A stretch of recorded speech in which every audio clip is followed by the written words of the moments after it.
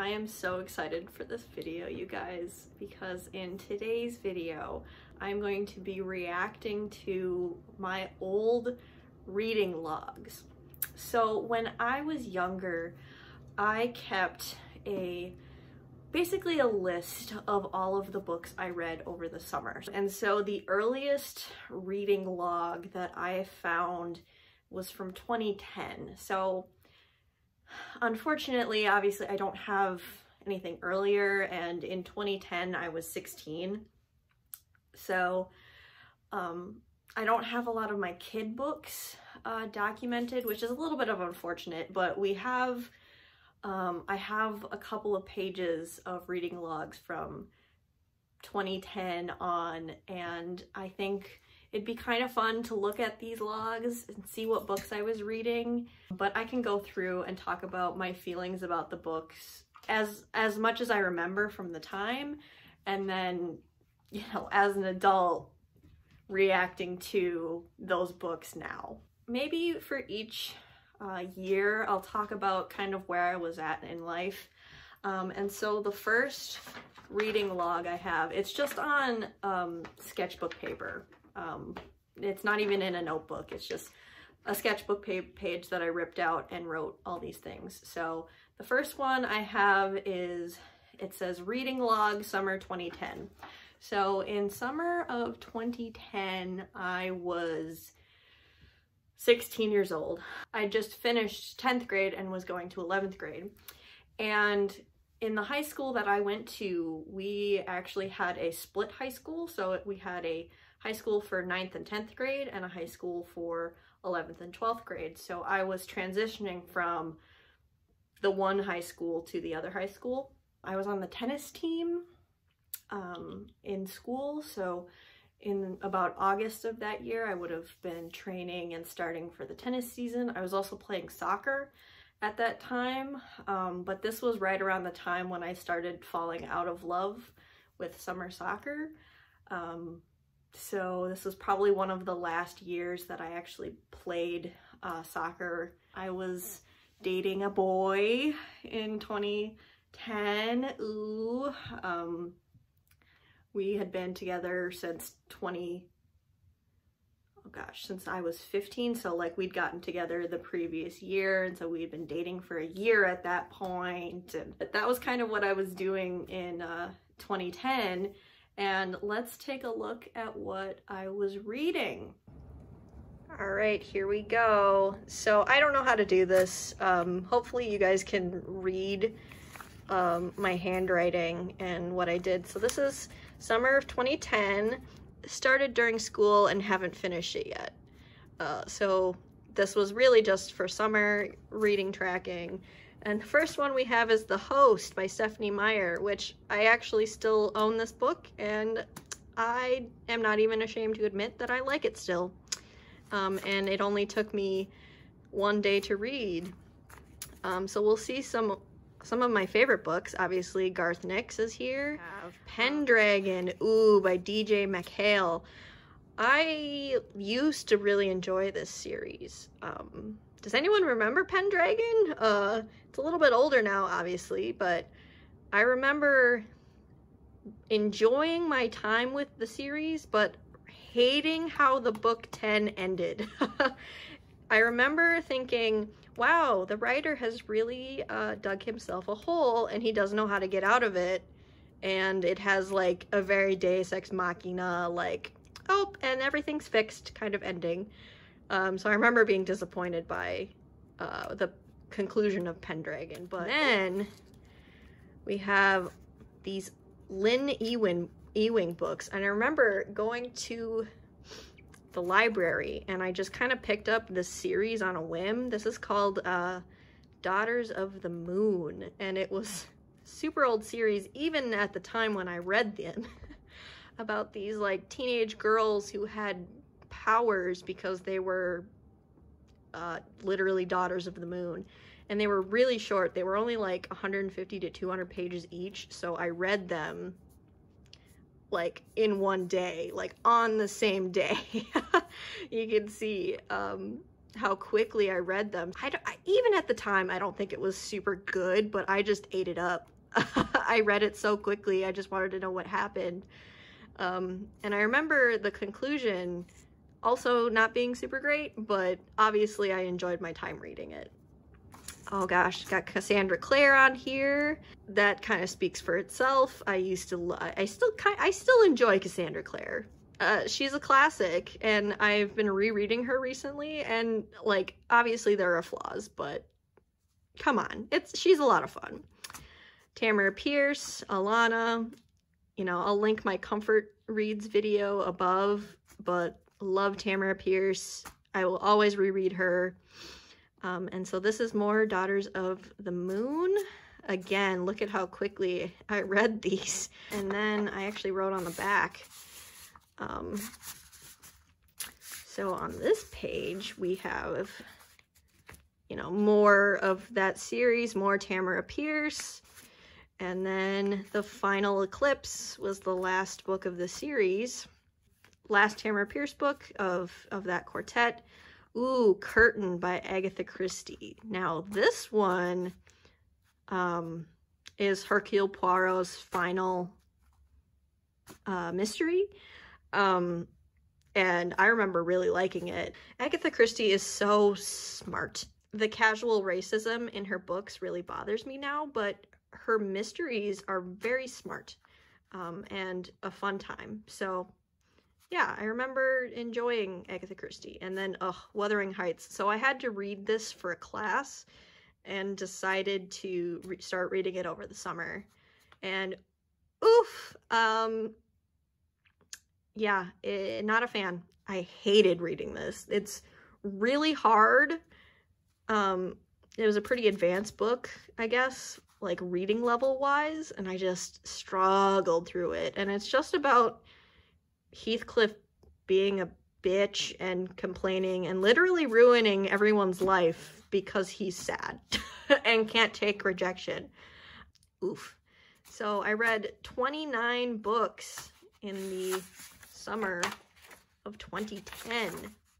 Wow, trip down memory lane. The next log I have is for summer of 2011. So summer 2011, I was 17, and I'm pretty sure this is the year I quit soccer. So I think 2010 was the last year I played soccer, and so I was really not in love with it anymore. And, you know, I'll be open and honest, this might be TMI, but I remember during this time I had really bad periods. I didn't get my period until I was almost 15, and they were rough, and they're still rough to this day, but I'm medicated to deal with it. But back then I was really struggling with my menstruation.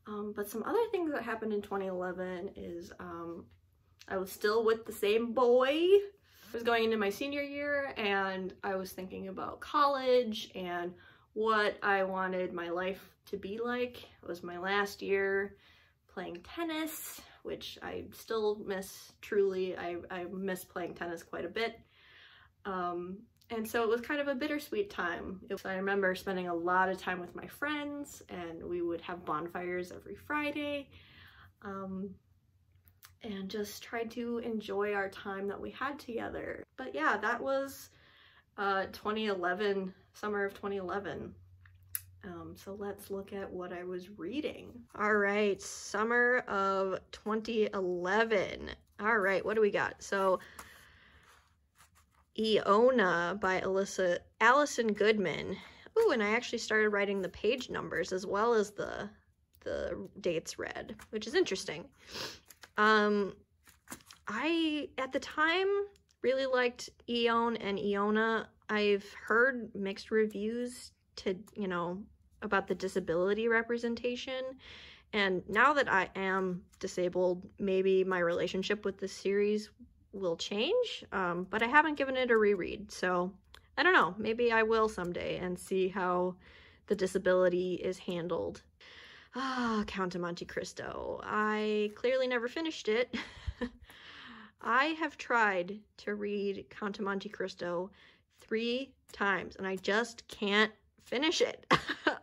It's like 1,000 pages and I get about 300 pages in and I just can't finish it. It's just too long. Ooh, The Hollow by Jessica Verde is on that paranormal romance hype train. And at the time I loved it, and I've read it since, and it doesn't really hold up to my current reading tastes, but it was a good time when I read it. Impossible by Nancy Werlin. Ooh, I don't know if I remember this book. I think this one was about a family who is cursed, and basically they have to do a set of impossible tasks in order to break the curse. And I think this unfortunately has like a rape scene in it, if I'm remembering correctly. I may be totally wrong. I mean, I read it in one day, but yeah, I don't really remember this book. But okay, moving right along, we're skipping all of that. Edith Hamilton's Mythology. I think I just found this in my sister's books and was just interested. I've always been interested in Greek mythology and wanted to read more. And then, oof, heavy hitters. So Graceling, obviously, favorite of all time. At this point, I had read this book probably 4 times. And I still continue to reread Graceling to this day. Crime and Punishment. I read this for school, and I had to write a huge research paper on Crime and Punishment, and I ended up getting a really good grade on it, but holy crap, I don't think it was worth it. Like, I worked way too hard for that research paper for the amount of enjoyment I got out of reading Crime and Punishment. Basically, he commits the crime right in the beginning of the book, and then he punishes himself for 800 pages, is the summary of Crime and Punishment. So that was 2011. All right, summer of 2020. I was 18. This was the year I was going to college in the fall. So this was my last summer with my friends and with my boyfriend at the time. We did break up for college. And I remember being absolutely shattered by that. Obviously, we'd been together for 3 years, and my husband and I have been together for a long time now. So it obviously all worked out for the best, but I just remember being, a teenager in love and having to do the right thing and separate for college. And I remember that being really hard. And also saying goodbye to all my friends. Gosh. So yeah, let's look at summer 2012 reading. All right, 2012. More Cassandra Clare. Maggie Stiefvater's, what is that, Wolves of whatever Falls series. I remember borrowing this from a friend and reading it. And, this was the time when Twilight was still pretty big at this time, and so I was on that, like, paranormal romance, and, you can see Wolfsbane as well, which is also, like, a paranormal romance type book, and so I was really into that at this time, and I remember enjoying the trilogy. Wolfsbane, I didn't write the author down, which is strange. I also didn't write the dates. I think I was getting a little lazy at this point, you see. And so more Tamara Pierce. I kind of went on a binge reading this whole series by her. And this was the year Bitter Blue came out in 2012. Holy crap.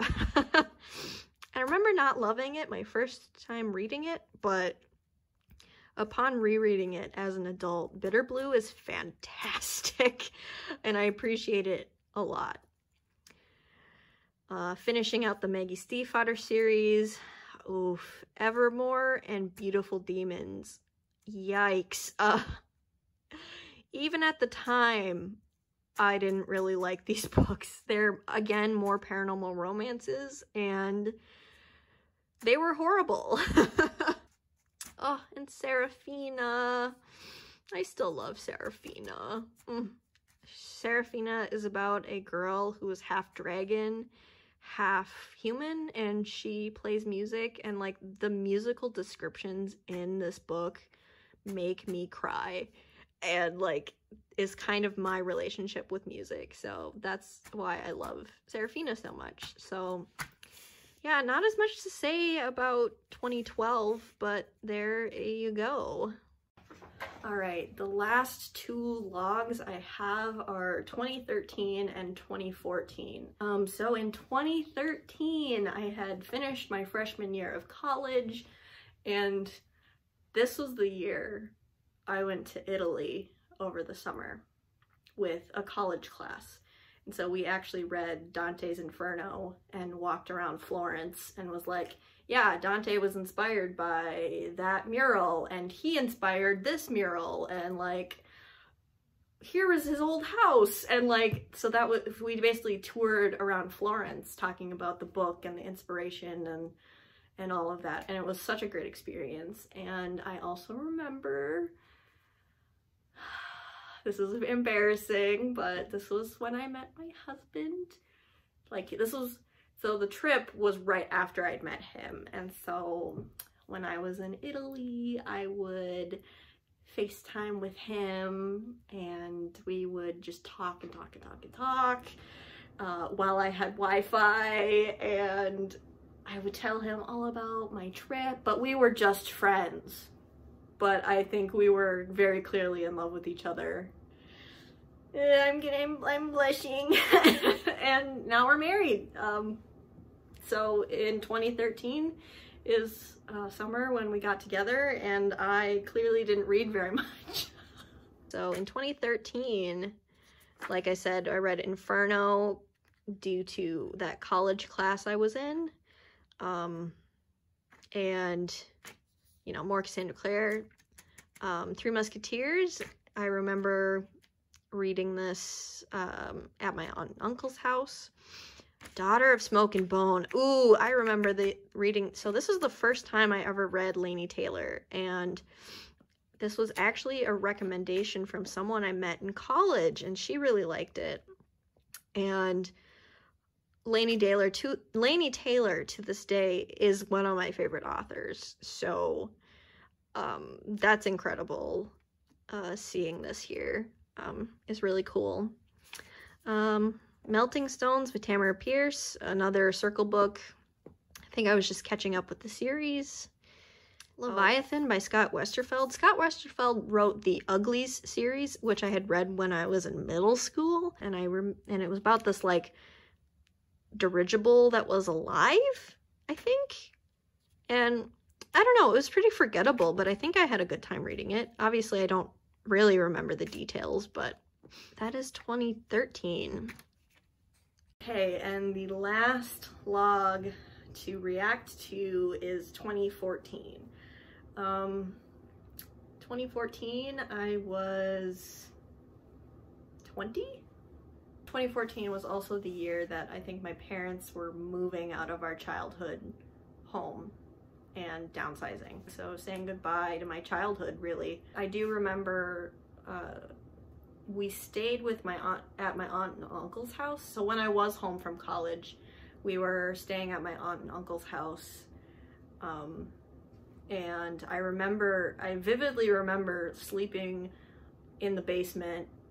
It was a nice basement, sleeping in the basement and reading the Three Musketeers. I remember this very clearly, reading the Three Musketeers paperback and in the basement, and just thinking about, you know, saying goodbye to my childhood home and taking comfort in reading at that house we were temporarily staying at. This was, I think, also the year I started interning at my current place of work.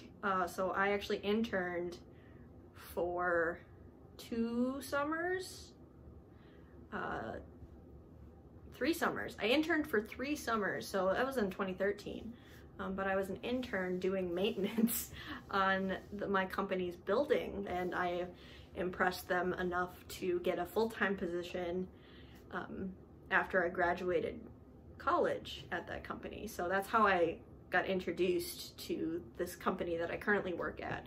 In 2015 and 16 is when I was really dealing with a lot of my chronic illnesses, chronic pain issues, so it doesn't surprise me that I kind of fell off the reading wagon just because I was dealing with other shit, really. So let's look at the last summer of reading. All right, last one, 2014. Ooh, so let's just go to Dreams of Gods and Monsters. Laini Taylor. Oh, so good. I love this series to this day. So I think I started reading Three Musketeers in 2013 and then finished it in 2014. Ooh, I don't know if I want to talk about this. I actually helped edit a coworker's book that he had co-wrote, and I went through and I made a ton of edits, and it was a post-apocalyptic like zombie book, and it had a lot of work that it needed, but maybe I'll just black that out. But yeah, so I wrote that down. Ooh, Ali Condi, Match, Crossed, Reached, the whole trilogy. I really liked Matched. The first book, this series did that thing that I really hate, where the first book is 1 perspective, the second book is 2 perspectives, and the third book is 3 perspectives, and it just really bothered me. But I really liked the premise of this like dystopian world. I thought it was really fun, and I actually really enjoy Ali Condi's newest work. And I think it's just because I like her writing. I don't know, her writing is really engaging to me.